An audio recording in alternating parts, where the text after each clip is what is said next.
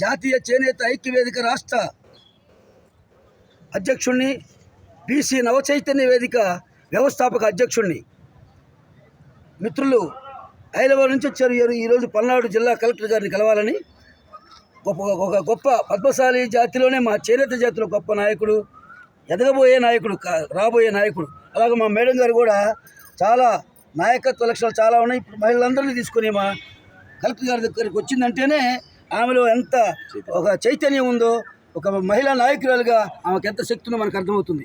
ముఖ్యంగా మిత్రులారా, ఈరోజు కలెక్టర్ గారి దగ్గరికి ఎందుకు వచ్చామంటే రాష్ట్ర ప్రభుత్వానికి 2 విన్నపాలు చేయడం కోసం. ఒకటి, ముందుగా చేనేతలకు 200 యూనిట్లు ఉచిత కరెంటు ఇచ్చినందుకు రాష్ట్ర ప్రభుత్వానికి, చంద్రబాబు నాయుడు గారికి, పవన్ కళ్యాణ్ గారికి, లోకేష్ గారికి, మోడీ గారికి అందరికీ కూడా ఈ రాష్ట్ర బీజేపీ అధ్యక్షుడు మాధవ్ గారికి కూడా కృతజ్ఞతలు, ధన్యవాదాలు తెలియజేస్తున్నాం.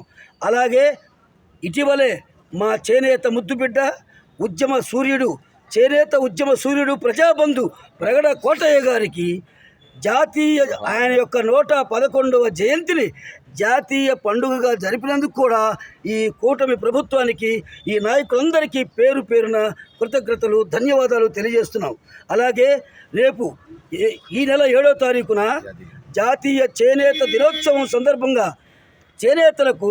ప్రతి కుటుంబానికి, చేనేత కుటుంబానికి 25,000 రూపాయలు నేతన్నల సేవలో పేరుతో ఈ పథకాన్ని అమలు చేస్తున్నందుకు ముఖ్యమంత్రి గారికి, రాష్ట్ర ప్రభుత్వానికి, చంద్రబాబు నాయుడు గారికి, లోకేష్ గారికి, పవన్ కళ్యాణ్ గారికి, మాధవ్ గారికి, నరేంద్ర మోడీ గారికి కూడా ధన్యవాదాలతో నమస్కారాలు తెలియజేస్తూ, ముఖ్యంగా ఇందులో 1-2 చిన్న లోపాలు ఉన్నాయి. వాటిని సరిచేయవలసిందిగా మా యొక్క విజ్ఞప్తి.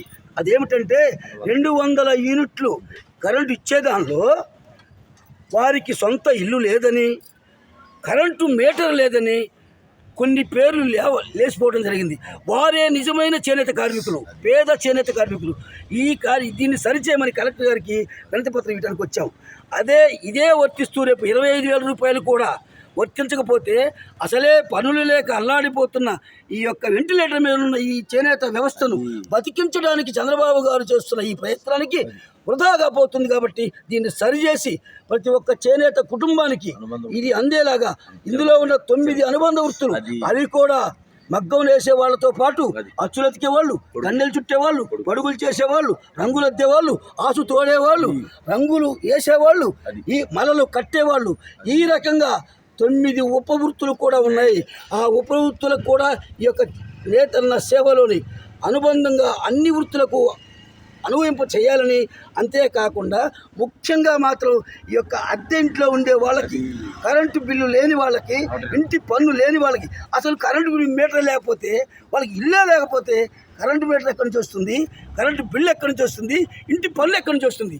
అందుకే తక్షణమే ఈ యొక్క మెలికను తీసేసి రాష్ట్ర ప్రభుత్వం చేనేతలో ఉన్న అర్హతలైన అందరికీ ఈ చేనేతను అమలు చేయాలని, చేనేత వృత్తిని కాపాడాలని మరీ కోరుకుంటూ మీ అందరి దగ్గర సెలవు తీసుకుంటున్నాను. జోహార్ ప్రగడ కోటయ్య, జోహార్ ప్రగడ కోటయ్య, జోహార్.